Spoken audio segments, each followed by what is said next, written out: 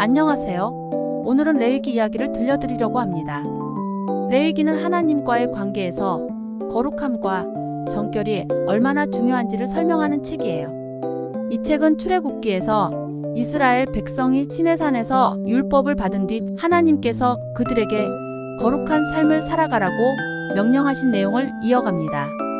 특히 레위기는 이스라엘 백성이 하나님과 올바른 관계를 유지하며 살아가기 위해 어떤 규례와 제사를 지켜야 하는지에 대해 자세히 가르치고 있어요.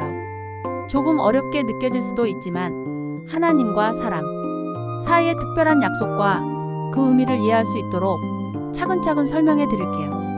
1. 제사의 규례와 5가지 제사.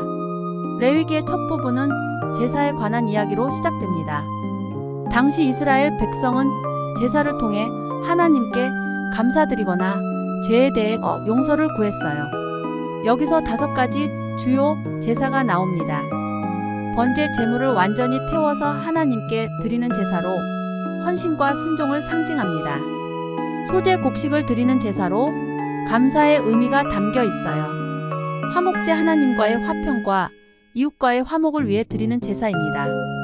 속죄제 죄를 사함받기 위한 제사로 하나님 앞에서 잘못을 용서받기 위해 드렸죠.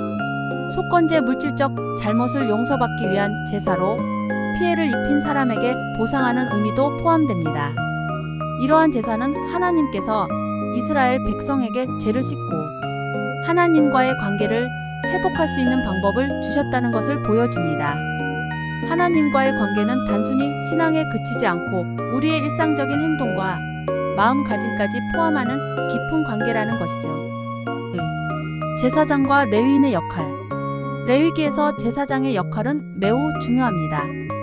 제사장은 하나님과 사람 사이의 중재자로서 백성을 대신해 제사를 드리고 하나님이 정하신 규례를 잘 지키도록 이끕니다. 특히 아론과 그의 아들들이 제사장으로 세워졌고 하나님은 그들에게 구체적인 지침을 주셨어요. 그러나 제사장의 임무가 중요한 만큼 잘못된 제사에는 큰 책임이 따랐습니다. 실제로 아론의 2 아들인 나답과 아비후는 하나님께서 명하지 않은 불을 사용해 제사를 드리다가 목숨을 잃었습니다.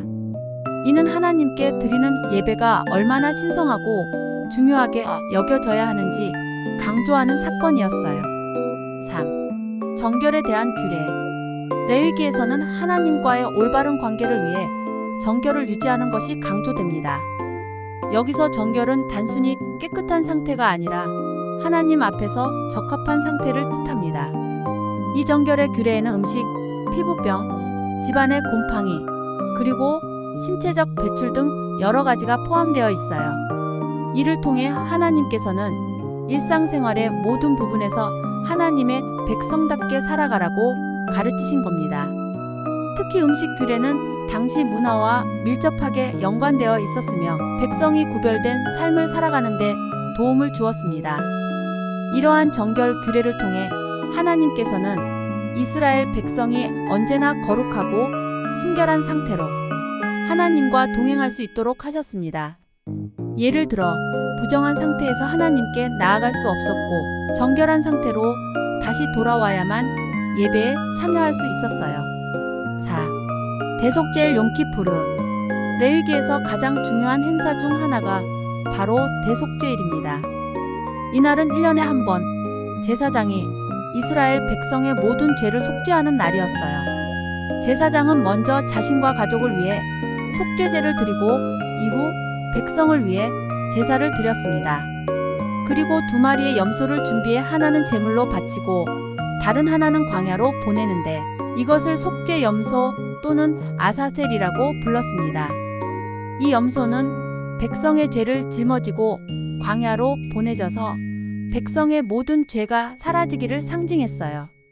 이 장면은 죄의 무게가 얼마나 큰지 그리고 그 죄를 완전히 없애기 위해 하나님께서 얼마나 세심하게 계획하셨는지 보여줍니다. 또한 오늘날의 관점에서 볼 때 대속죄일은 예수님이 인류의 죄를 대신하여 희생하신 것을 미리 보여주는 예표로 이해할 수 있습니다. 5. 거룩함을 향한 부르심. 레위기의 중심 주제는 바로 거룩함입니다. 하나님은 이스라엘 백성에게 너희는 거룩할지어다. 이는 나 여호와 너희 하나님이 거룩함이니라라고 말씀하십니다. 하나님은 백성이 거룩하게 살아가기를 원하셨고 이 거룩함은 단지 제사나 예배뿐 아니라 일상에서의 태도와 행동까지 포함하는 것이었습니다. 예를 들어 이웃을 사랑하고 약자를 돕는 것, 정직하게 거래하는 것, 남을 배려하는 것 등이 모두 거룩함의 표현이었어요. 특히 레위기 19장에서는 내 이웃을 내 자신같이 사랑하라는 유명한 구절이 나오는데 이는 예수님께서도 가장 중요한 계명으로 말씀하셨던 내용이죠. 6. 축제와 안식. 하나님은 이스라엘 백성이 정기적으로 하나님을 기억하고 그분과의 관계를 새롭게 하기 위해 여러 절기를 주셨습니다. 안식을 매주 지키는 날로 하나님이 창조 때에 쉬신 것처럼 백성도 일주일에 한 번씩 쉬며 하나님을 기억하는 날이에요. 6월절 출애굽 사건을 기념하는 절기입니다. 하나님께서 이집트에서 이스라엘 백성을 구원하신 것을 기억하죠. 오순절 수확을 감사하며 드리는 절기로 하나님께서 주신 모든 것을 기념하는 날입니다.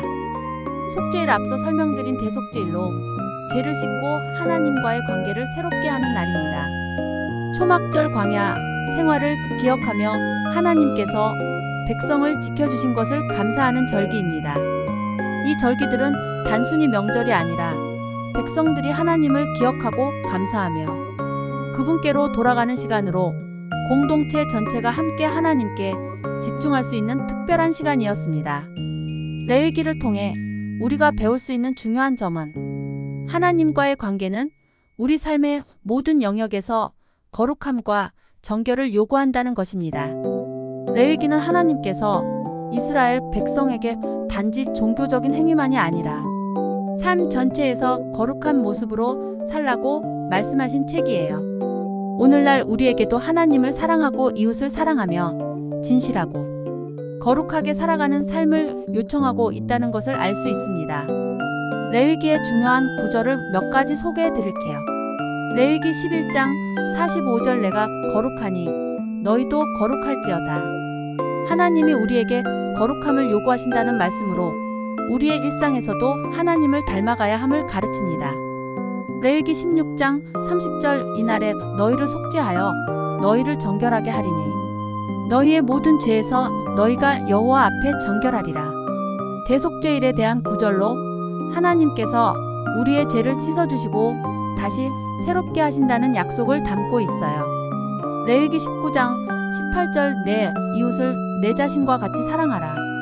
예수님도 가장 큰 계명으로 가르치신 내용으로 하나님 사랑과 이웃 사랑의 중요성을 보여줍니다. 레위기는 하나님이 어떤 분이신지 우리가 하나님 앞에서 어떻게 살아가야 하는지를 깊이 알려주는 책입니다. 그리고 다음 이야기인 민수기에서는 이스라엘 백성이 광야에서 겪는 여정이 이어집니다. 하나님과의 관계 속에서 이스라엘 백성이 어떻게 성장해 나가는지 다음 이야기도 기대해 주세요. 감사합니다.